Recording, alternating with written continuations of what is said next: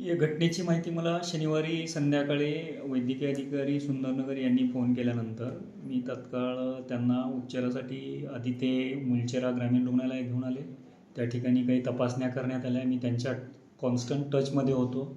अधिकच्या तपासण्या physician, intensive care unit यासाठी तात्काळ मी त्यांना त्याच दिवशी रात्री साधारणतः 10 वाजता शिफ्ट करून इकडे गडचिरोलीला ॲडमिट करून उपचार करण्यासाठी CS मॅडम आणि बाकीच्यांना सगळ्यांना बोललो. पेशंटची तब्येत आता स्टेबल आहे.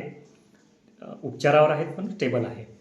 याच्यात लगेच आम्ही 5 लोकांची समिती माननीय CO सरांच्या आदेशाद्वारे गठीत केलेली आहे. ती समिती आज रोजी मुलचेरामध्ये सर्व कंत्राटी लोक असतील यांच्या वेगवेगळ्या जे काय आहेत त्याची चौकशी करणार आहे. याच्यामध्ये 2 महिला अधिकारी पण आहेत आणि बाकी 3 अधिकारी अशी 5 लोकांची समिती तिथे जाऊन चौकशी करत आहे.